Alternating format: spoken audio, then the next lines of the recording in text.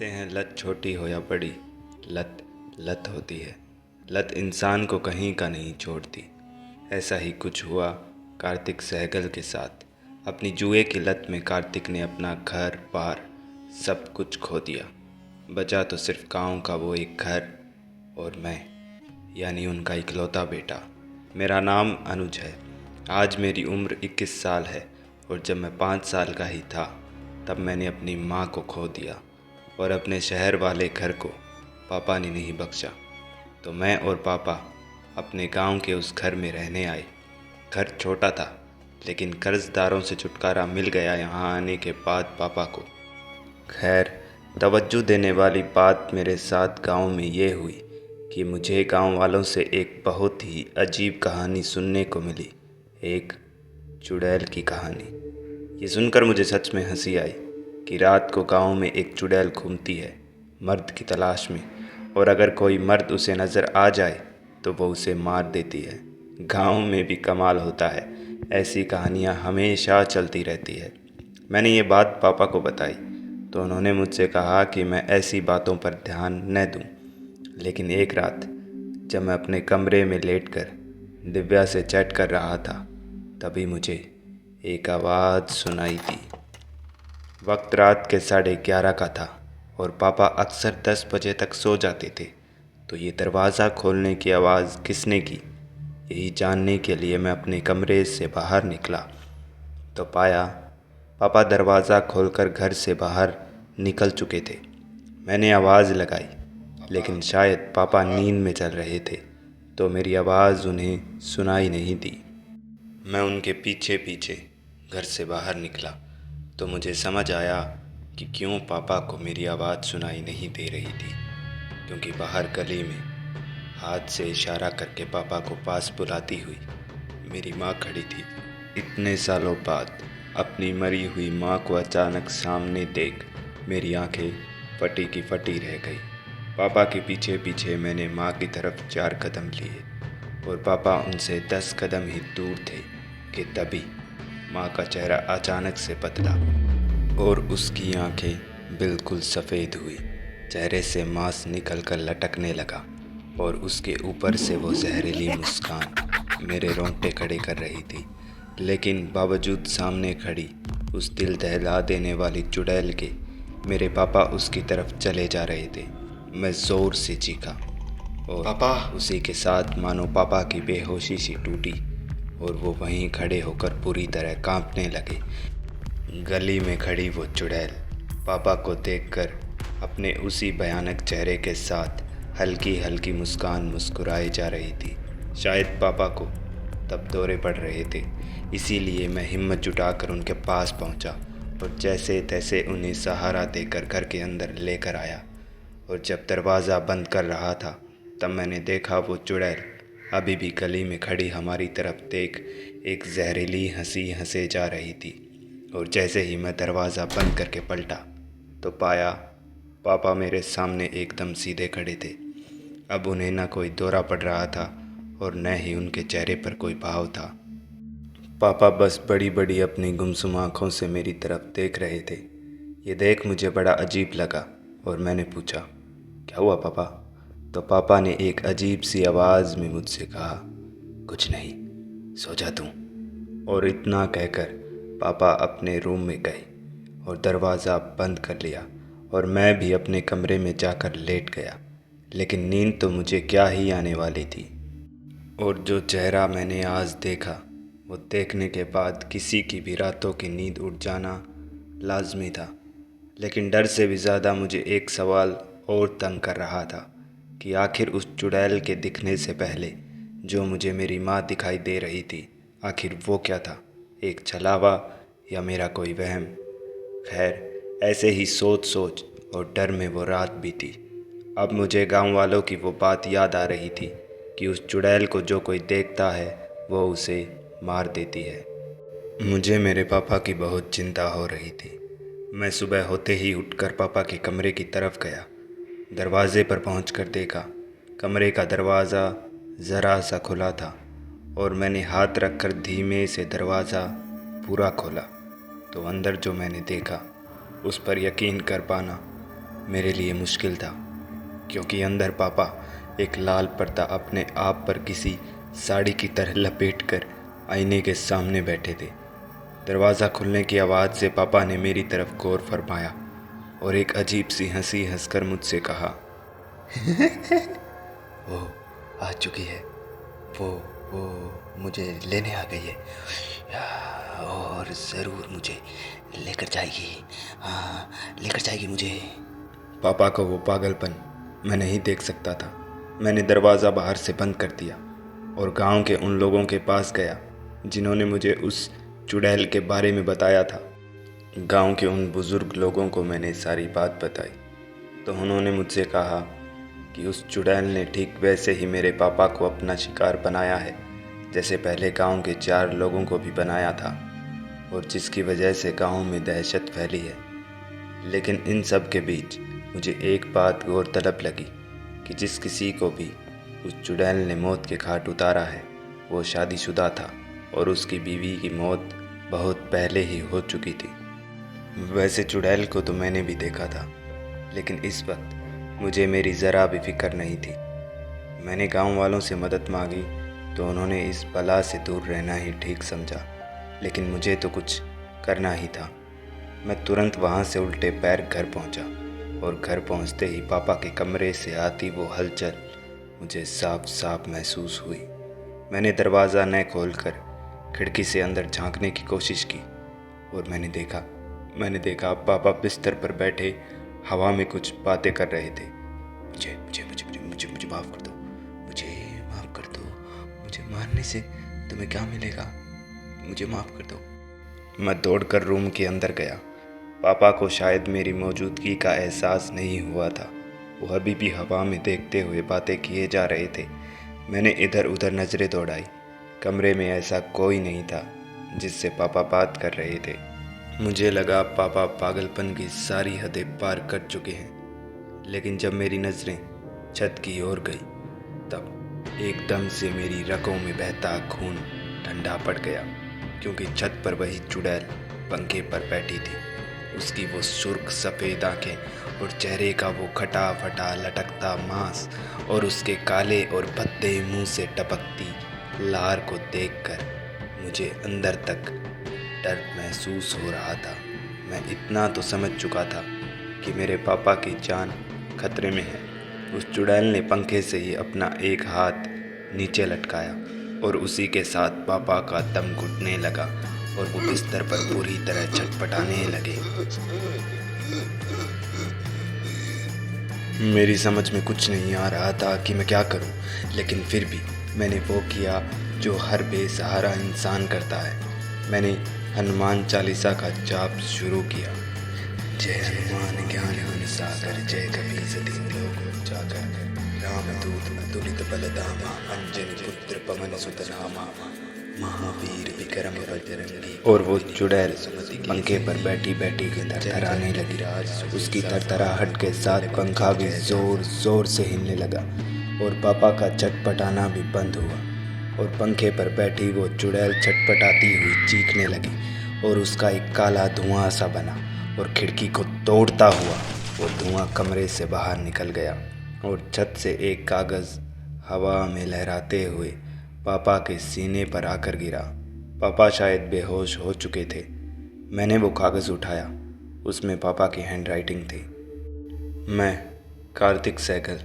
मैंने ज्योति से शादी उसकी दौलत के लिए की थी, लेकिन अनुज के पैदा होते ही ज्योति ने सारी दौलत अनुज के नाम करने का फैसला किया, जो मुझे मंजूर नहीं था, क्योंकि मुझे सिर्फ अय्याशी के लिए पैसे चाहिए थे।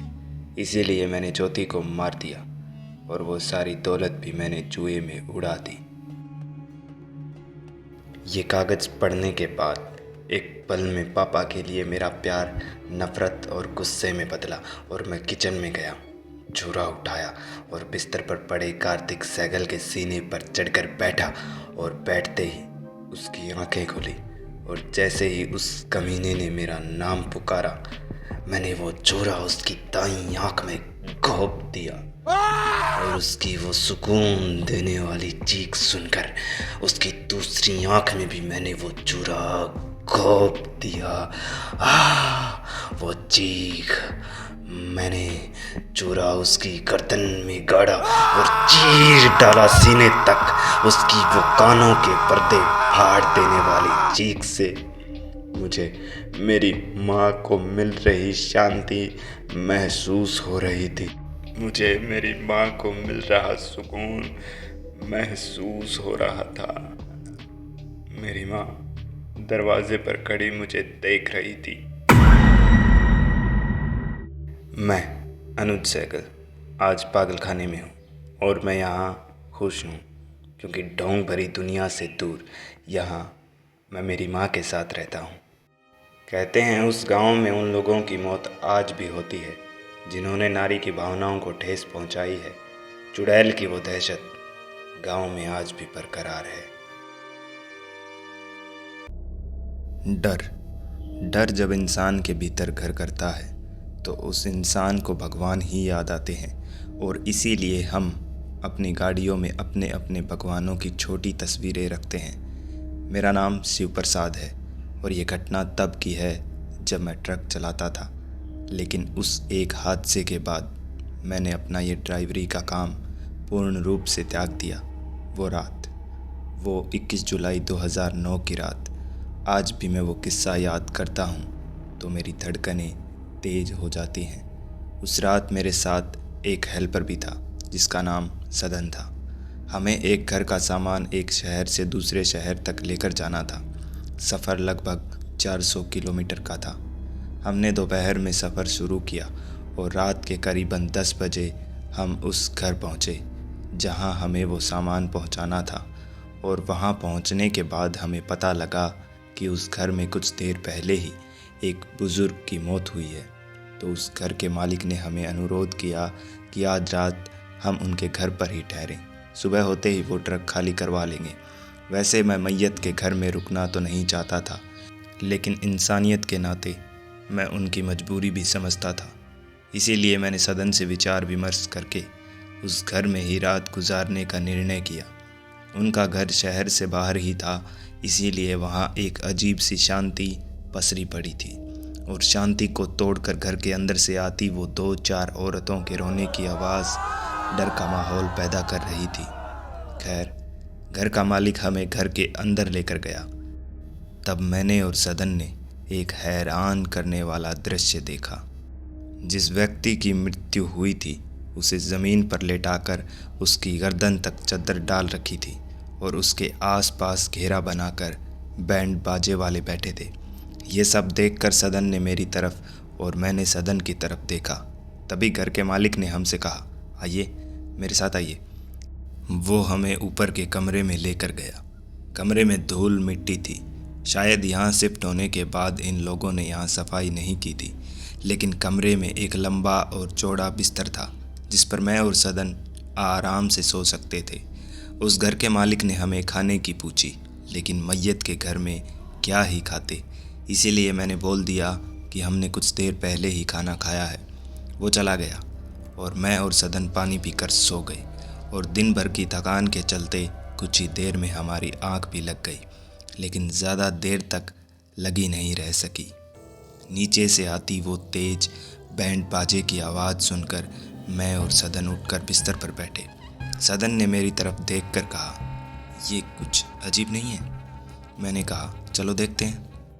और मैं और सदन उठकर कमरे से बाहर निकले तो देखा वो नीचे बैठे बैंड बाजे वाले बैंड बजा रहे थे और घर का वो मालिक उस मुर्दा बुजुर्ग को कंधे पर किसी बोरे की तरह लाद कर बहुत ही धीमी धीमी चाल में मेन दरवाजे की ओर जा रहा था। सीढ़ियों के नीचे खड़ी वो बड़ा बड़ा घूंघट निकाल कर औरतें बिना रुके ज़ोर ज़ोर से रोए जा रही थी, लेकिन हमारे दिल ने धड़कना और खून ने बहना बंद तो तब किया जब घर के उस मालिक ने दरवाजे से 4 कदम पहले ही कफन में लिपटे उस मुर्दा के पैर ज़मीन पर रखे और तभी वो मुर्दा दौड़कर घर से बाहर भागा और उस घर के मालिक के साथ बैंड बाजे वाले भी उसके पीछे पीछे भागे और फिर वो औरतें वैसे ही भयानक रूप से रोती हुई उनके पीछे दौड़ी। इस भयानक दृश्य को देखने के बाद मेरी रगों में बहता खून एकदम ठंडा पड़ गया और सदन का तो मुझसे भी बुरा हाल था। सदन पूरी तरह कांप रहा था और अब हम दोनों का वहाँ से भाग जाना ही ठीक था। मैं और सदन वहाँ से निकले और बिना ट्रक खाली किए ही हम वहाँ से ट्रक लेकर निकल गए। और जब हम वहाँ से ट्रक निकाल रहे थे तब हमें वहाँ कोई नहीं दिखा। आखिर वो सब लोग इतनी जल्दी गायब कहाँ हो गए और वो मुर्दा दौड़ कैसे रहा था। इन्हीं सब सवालों ने डर के मारे हमारा बुरा हाल बना रखा था। खैर, मुझसे जितनी हो सकी मैंने ट्रक उतनी तेज़ भगाई और हम थोड़ी ही देर में शहर से काफ़ी दूर आ चुके थे।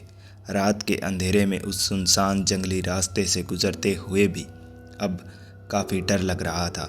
लेकिन गनीमत ये थी कि वे लोग अब इतनी दूर तक तो हमारे पीछे नहीं आएंगे। अब हम दोनों के दिलों ने सामान्य रफ्तार पकड़ रखी थी। अब डर थोड़ा कम था। मैंने गाड़ी की रफ्तार ज़रा सी धीमी की ही थी कि तभी थोड़ी ही दूरी पर सड़क किनारे एक एम्बुलेंस खड़ी हुई हमें दिखाई दी और शायद हमारी गाड़ी को देखकर ही उसमें से 3 लोग उतरे और हमारी गाड़ी की तरफ हाथ से इशारा करके रोकने की कोशिश करने लगे। मैंने उनके पास ले जाकर गाड़ी रोकी और खिड़की से बाहर गर्दन निकाल कर उनसे पूछा, जी कहिए। तो उनमें से एक बोला, जी हमारी गाड़ी ख़राब हो गई है और पिताजी को जल्द से जल्द शहर भर्ती करवाना ज़रूरी है, नहीं तो वो मर जाएंगे। उस हादसे के बाद अब मैं किसी और नए झमेले में पड़ना तो नहीं चाहता था, लेकिन फिर भी इंसानियत के नाते मैंने उनकी मदद के लिए हाँ बोल दी। मेरी सीट के पीछे जो केबिन था उसमें उन तीनों ने उस बीमार आदमी को लेटाया और ख़ुद भी वहीं बैठ गई और मैंने गाड़ी चलाना एक बार फिर शुरू किया। मुझे एक बात गौरतलब लगी कि वो पीछे बैठे तीनों लोग मुझे ही घूर रहे थे और उनके चेहरे पर कोई भाव नहीं था और सदन की आंख लग चुकी थी। मैंने वो चुप्पी तोड़ने के लिए उन तीनों से कहा, अगर प्यास लगी है तो पानी है मेरे पास। तो इस पर उनमें से एक ने इस बात का जवाब दिया, प्यास तो लगी है मगर खून की। और इतना बोलकर फिर से वो मुझे वैसे ही घूरने लगे। मैं समझ चुका था कि इनकी मदद करके हमने बहुत बड़ी भूल कर दी है। मैं इन तीनों को गाड़ी से नीचे उतारने के बारे में सोच ही रहा था कि तभी सदन नींद में ही पूरी तरह किसी मशीन की तरह थरथराने लगा और वो तीनों अब सदन की तरफ देखकर धीमे धीमे मुस्काए जा रहे थे। मैं सदन को जगाने की कोशिश करने लगा, सदन उठ मेरे भाई, उठना भाई, सदन उठना भाई। और जब मैंने कसकर एक थप्पड़ सदन की गाल पर चढ़ा तो वो हड़बड़ाता हुआ होश में आया। वो उठा और उसने धीमे धीमे गर्दन घुमाकर पीछे उन तीनों की तरफ देखा और फिर एकदम सीधा होकर चुपचाप बैठ गया। हमारे साथ एक और हादसा होने की कगार पर था। वो तीनों अब गुस्से भरी नज़रों से एक बार मुझे और एक बार सदन को घूरने लगे थे और मेरी अचानक से सांसें फूलने लगी थी। मेरे हाथ पैरों में अचानक से भारी जकड़न महसूस होने लगी थी। मेरी आंखों के सामने अंधेरा छाने लगा था और फिर गाड़ी डिसबैलेंस हुई और सड़क के नीचे उतरकर एक पेड़ में ज़ोर से टकराई। मेरा सर भी उतनी ही ज़ोर से स्टीयरिंग व्हील पर लगा और जाने मुझे कितनी देर में होश आया। लेकिन जब मैंने आंखें खोली तब सदन बेहोश और पीछे बैठे वो तीनों अभी भी मुझे घूर रहे थे। उस वक्त जाने मेरा दिमाग कैसे काम कर गया कि मैंने सदन को झकझोर के उसे जगाया और फिर उससे कहा, चल नीचे उतर कर देखते हैं क्या नुकसान हुआ है गाड़ी का। इतना बोलकर मैं भी गाड़ी से नीचे उतरा और सदन भी, लेकिन वे तीनों गाड़ी में ही बैठे रहे। नीचे उतरते ही मैंने सदन को भागने का इशारा किया और हम दोनों अपनी पूरी ताकत लगाकर सड़क सीधा दौड़े। दौड़ते दौड़ते मैंने एक बार पीछे मुड़कर देखा तो वे तीनों अजीब से लोग और उनके साथ वो चौथा बीमार आदमी भी चिल्लाते हुए हाथ ऊपर करके हमारे पीछे दौड़ रहे थे। रुको, हमारी मदद करो, हमें हॉस्पिटल पहुंचना है। लेकिन हम दौड़ते रहे और बस दौड़ते रहे। कुछ देर दौड़ने के बाद हमें उनकी आवाज़ें आना भी बंद हुई और हम एक चाय की दुकान पर पहुँचे, जहाँ एक बूढ़े चाचा थे। हमारी हालत देखकर उन्होंने हमसे इसकी वजह पूछी तो हमने उनको सारी बात बताई।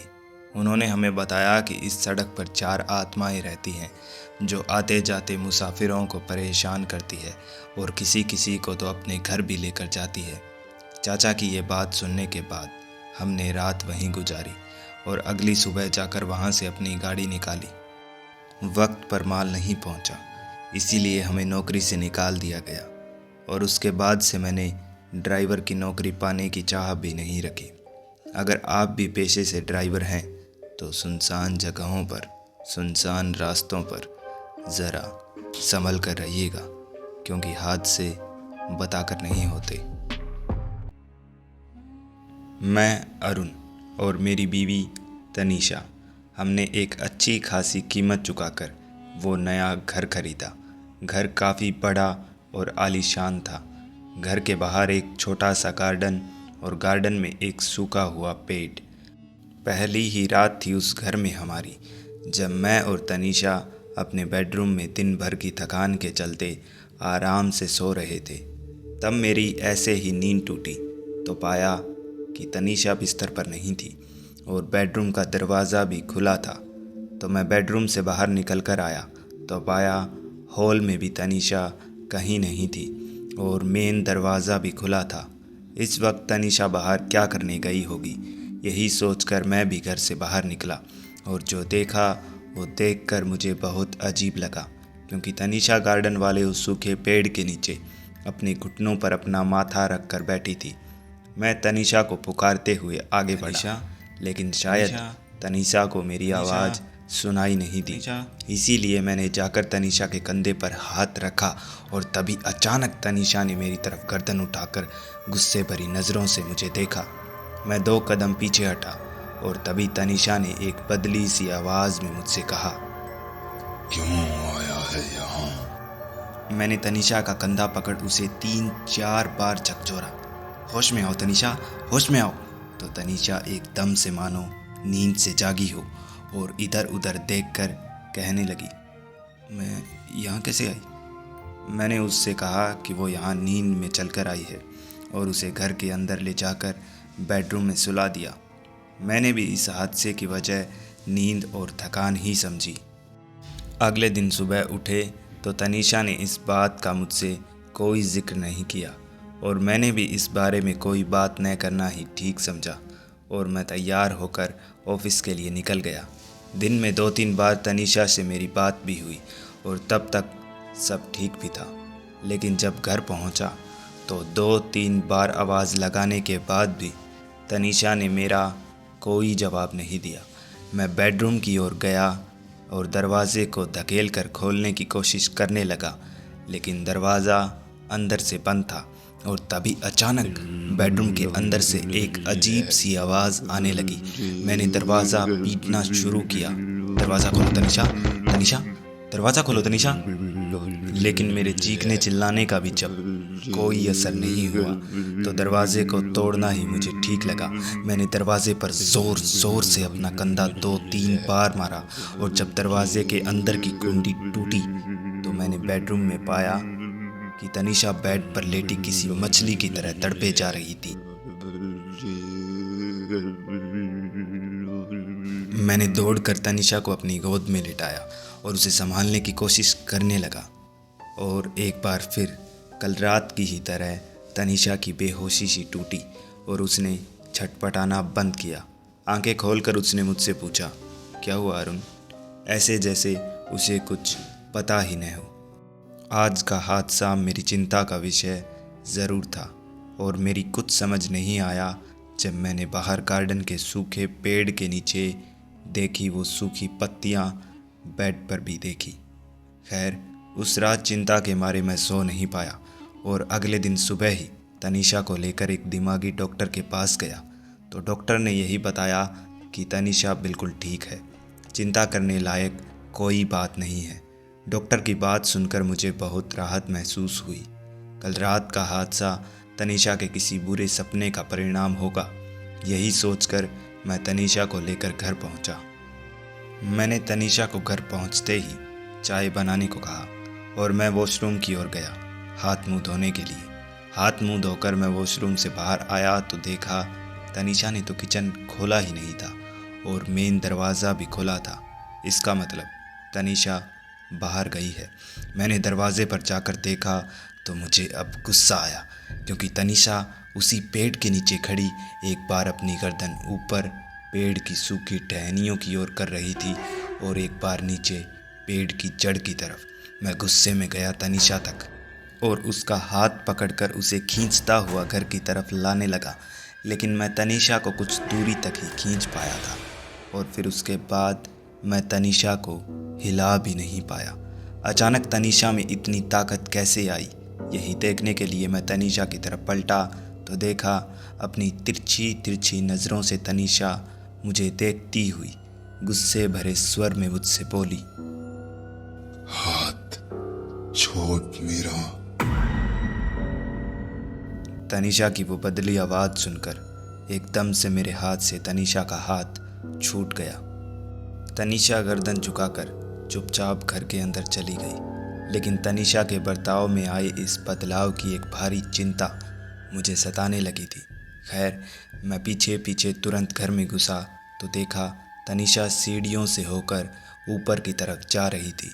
मैंने तनीषा को पुकारा, लेकिन शायद उसने मेरी आवाज़ को सुनकर भी अनसुना कर दिया और वो ऊपर बने एक कमरे में घुस गई। मैं जानता था कि कुछ तो गड़बड़ है, इसीलिए मैं दौड़ता हुआ सीढ़ियों से ऊपर पहुंचा और फिर उस कमरे में जाकर मैंने देखा कि तनीषा वहां रखी एक आराम कुर्सी पर बैठी बैठी आगे पीछे डोल रही थी। तनीषा, तुम यहाँ क्यों आई हो? और मेरे इस सवाल के जवाब में तनीषा की वो खून ठंडा कर देने वाली आवाज़, मेरा कमरा है, मेरा मनपसंद कमरा, और ये कुर्सी मेरी है, और तू मुझे बार बार परेशान मत कर। और इतना कहते ही तनीषा बुरी तरह कांपने लगी और कांपते कांपते ही कुर्सी पर मेरी तरफ नज़र किए हुए ही एकदम चुप, मानो बेहोश हो गई। मैं डरता हुआ धीमे धीमे तनीषा तक गया और उसे छुआ तो मालूम पड़ा कि वो सच में बेहोश हो चुकी थी। मैं तनीषा को उठाकर बेडरूम में लेकर आया और उसे बेड पर सुलाया। मैं ये बात बखूबी समझ चुका था कि मैं जो इतने दिनों से समझ रहा था वो दिक्कत तो तनीषा को बिल्कुल भी नहीं है। तनीषा का बार बार उस सूखे पेड़ के नीचे जाना और उसकी वो बार बार बदलती आवाज़ मेरा शक पुख्ता कर रही थी कि ये घर हॉन्टेड है। मैंने अपने करीबी दोस्त समर को फ़ोन लगाया। भूत प्रेतों में काफ़ी दिलचस्पी थी समर को, इसीलिए मैंने उसको सारी बात बताई। तो पहले तो उसने मुझसे ताना मारते हुए कहा, आखिर पड़ गई ना मेरी यूज़लेस नॉलेज की ज़रूरत, और फिर कहा कि कुछ घंटों में वो पहुंचता है मेरे पास। लेकिन समर के इंतज़ार में रात हो चुकी थी और वो अब तक नहीं आया था। लेकिन गनीमत ये थी कि तनीषा बिस्तर पर आराम से सो रही थी। वक्त रात के 10:30 बजे का था जब समर मेरे घर पहुंचा। समर हमेशा कहता था कि हमारे आसपास अगर कोई आत्मा आती है तो वो उसे महसूस कर सकता है, देख सकता है, और उस दिन भी कुछ ऐसा ही हुआ। समर ने घर में घुसते ही एक लंबी सांस लेकर मुझसे कहा कि इस घर में आत्मा है, और एक नहीं 2 आत्मा है। पहली एक औरत की आत्मा है जिसने तनीषा को अपने वश में कर रखा है। उस आत्मा को अब तक मुक्ति नहीं मिली है, क्योंकि उसके ही पति ने उसे मारकर उस सूखे पेड़ के नीचे दफना दिया। हमें उसे बाहर निकालकर उसका विधि अनुसार क्रियाक्रम करना होगा। और समर ने अपनी बात पूरी की ही थी कि बेडरूम से तनीषा बाहर निकलकर धीमे धीमे सिर्फ अपने पंजों पर चलकर मेरी तरफ आई और मुझसे बोली, तू अच्छा पति है, तू मेरे पति की तरह नहीं है। अगर तू मुझे मुक्ति दिलाएगा तो मैं इस घर से हमेशा के लिए चली जाऊंगी।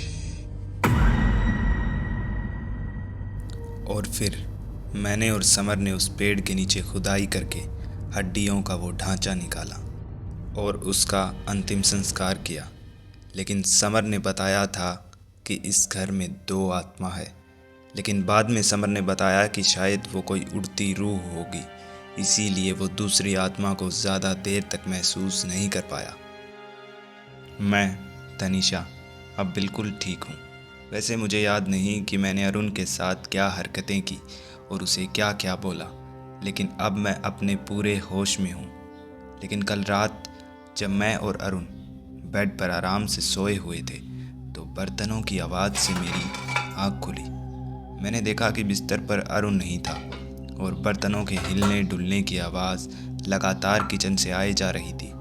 मैं उठकर किचन तक गई तो जो मैंने देखा वो देखकर मेरी रूह कांप गई, क्योंकि किचन के बीचों बीच अरुण अपने घुटनों के बल पर ज़मीन पर रखे एक कटोरे से दूध जीभ से चाट चाट कर किसी जानवर की तरह पी रहा था और मुझे देखकर अपने दूध टपकते होठों से एक जहर सी मुस्कान मुस्कुराने लगा।